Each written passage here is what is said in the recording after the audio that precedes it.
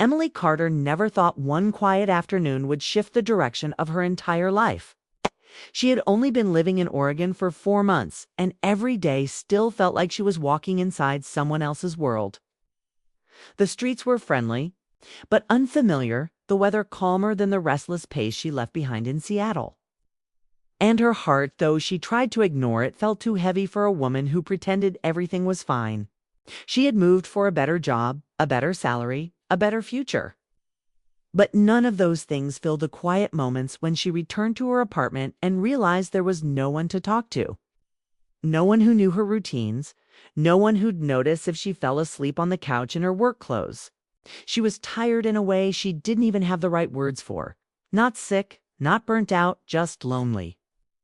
The kind of loneliness that settles quietly inside the shoulders and neck until even small things feel too big.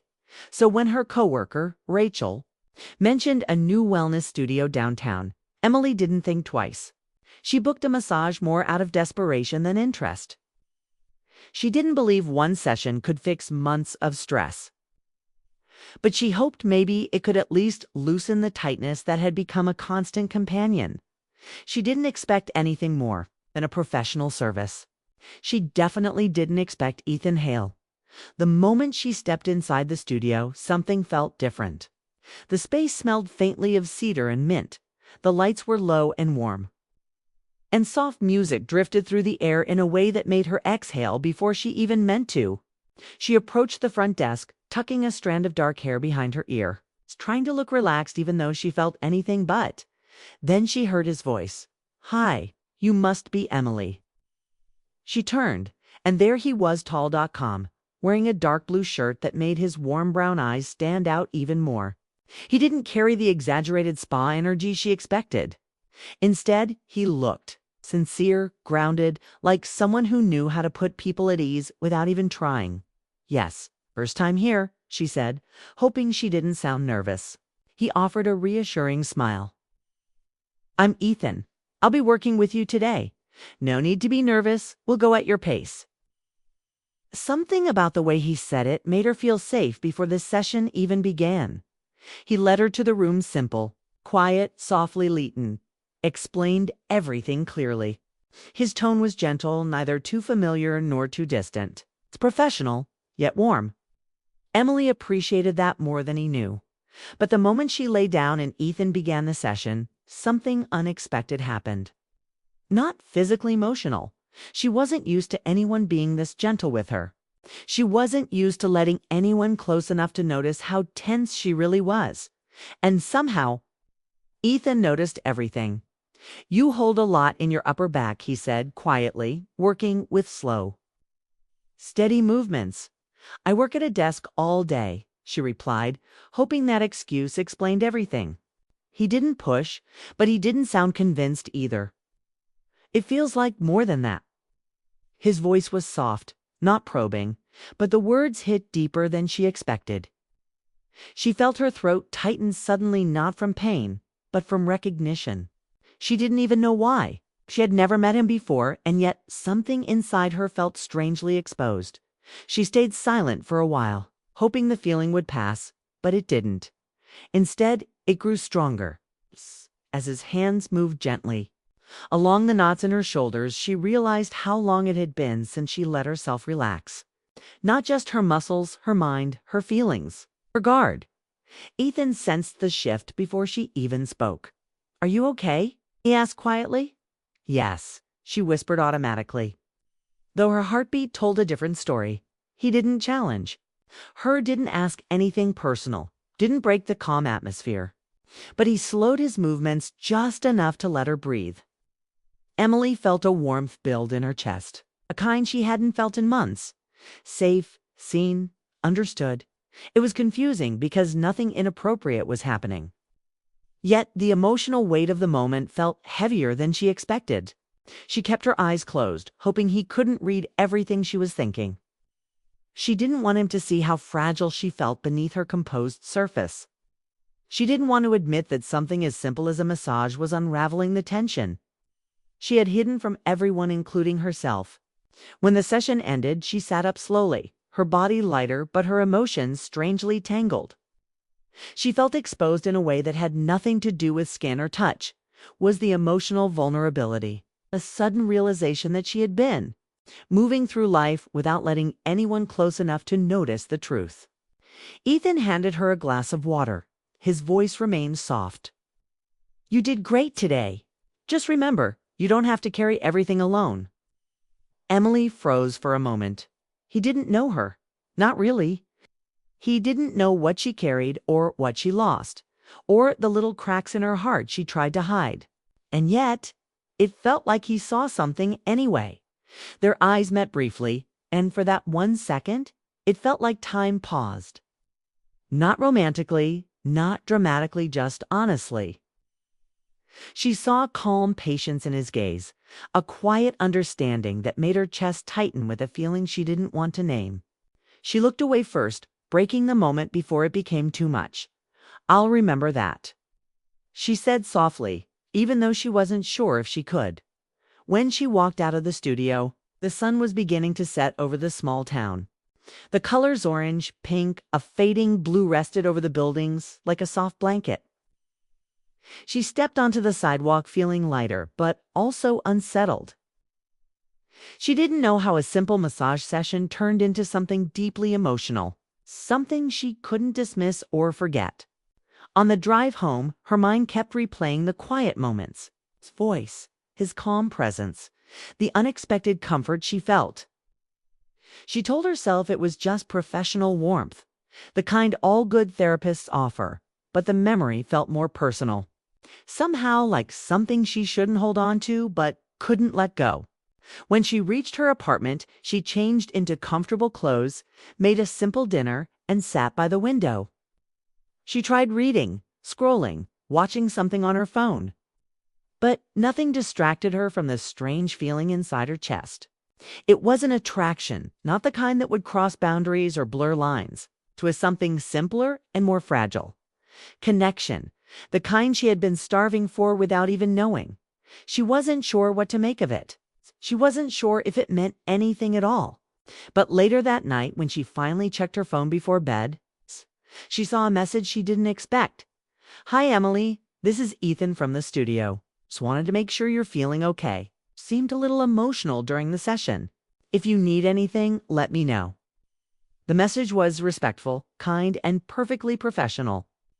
But something in her heart reacted as if someone had finally noticed her.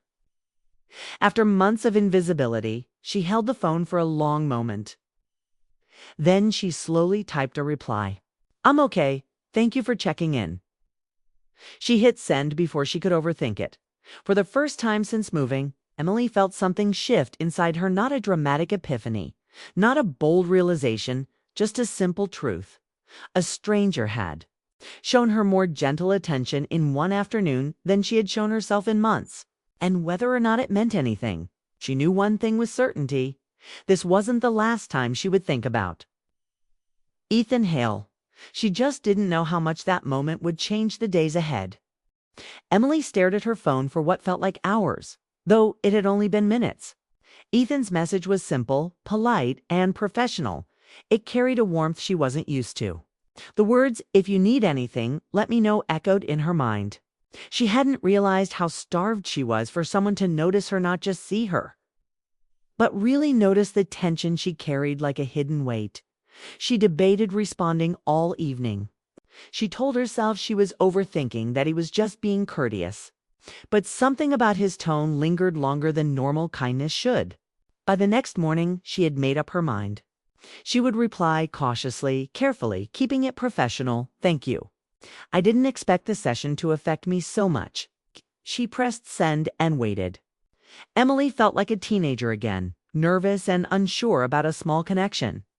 Within minutes, the reply came. Sometimes the body tells the truth before the heart does. The message made her pause. Heart before mind. Body before logic.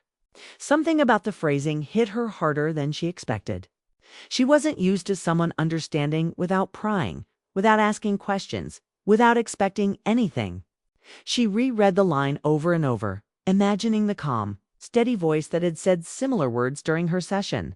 By Wednesday, she had booked another appointment. She justified it as self-care. necessary for her stress and the stiffness in her back. But deep down, she knew it was more than that.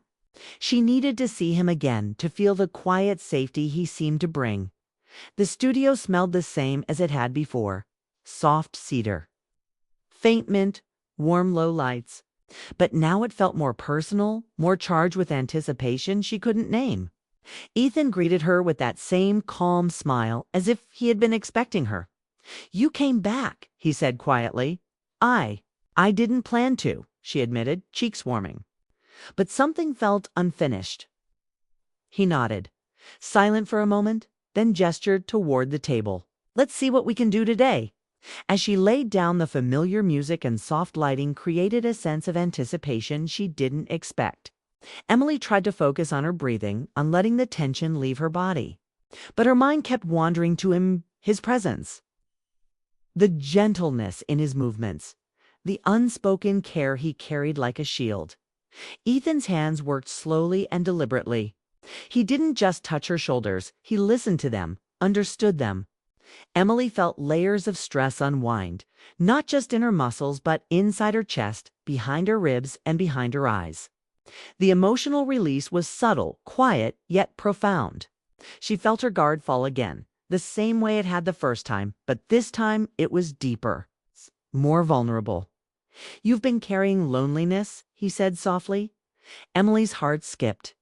She hadn't expected him to voice it. "It's obvious," she asked, her voice barely audible. "Only to someone who notices," he replied. "And I notice." The words weren't romantic or flirtatious. They were simple, truthful, and startling. Emily felt a warmth spreading in her chest, a mix of relief and something she didn't quite understand. He wasn't saying love. He wasn't promising anything.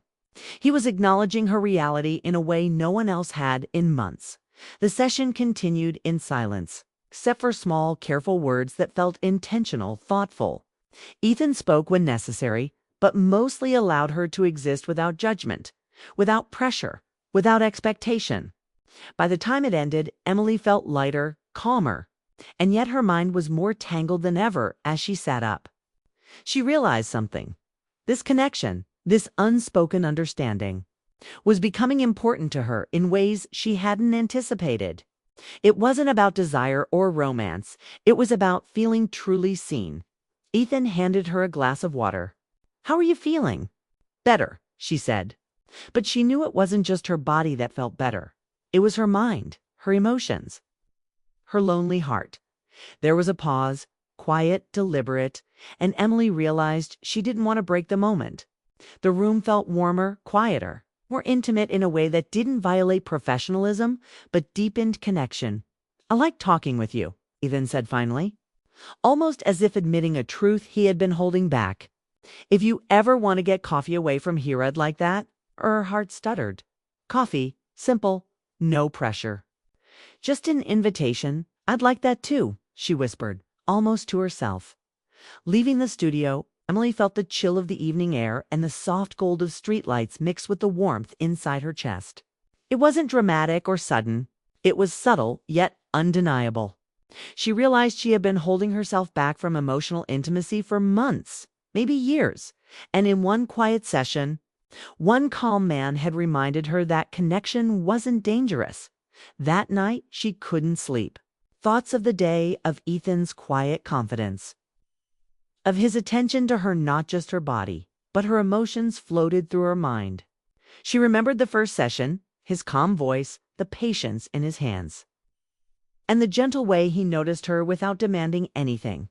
Then she remembered the coffee invitation, simple and understated, yet carrying a promise of conversation, of shared time, of more human connection. The next morning, Emily found herself smiling without reason. She went about her day with a lightness she hadn't felt since moving. Even the small frustrations of work seemed easier to handle. She realized that her life, her routine, and her quiet evenings had been missing something, a presence that didn't need anything from her except honesty. A person who could offer comfort without judgment. By Friday, she decided to accept his invitation. It was just coffee, just a chance to talk. But even that small decision felt monumental. She prepared carefully, choosing simple clothes, not wanting to impress, but wanting to feel confident. The cafe was quiet, warm, and smelled faintly of roasted beans. Ethan was already there when she arrived, sipping water, not coffee, like he always seemed calm and deliberate. He smiled when he saw her. "Hey," he said softly. "Hi," she replied, heart racing for reasons she didn't try to analyze. They ordered coffee together. Not a date. Not an event. Just coffee. But as they walked to a quiet corner, Emily realized how rare it was to feel comfortable with someone so quickly. The first conversation flowed without pretense, without the awkwardness she had feared. They talked about simple things: work, the town, favorite books, small frustrations. But beneath the surface, there was an emotional rhythm, its quiet understanding that neither had to explain at one point.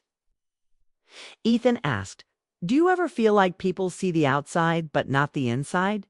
Emily nodded, surprised by how easily she spoke. "All the time. It's exhausting." "I know," he said simply. "It's why I try to notice. Not judge. Just notice." The words made her chest ache with gratitude. She hadn't expected someone to understand her so quickly, so clearly. And yet, here he was offering exactly that. They continued talking for nearly an hour. It was easy, comfortable, and profoundly human. Emily realized the feeling she had during the massage's warmth. Safety, emotional release wasn't confined to a spa table.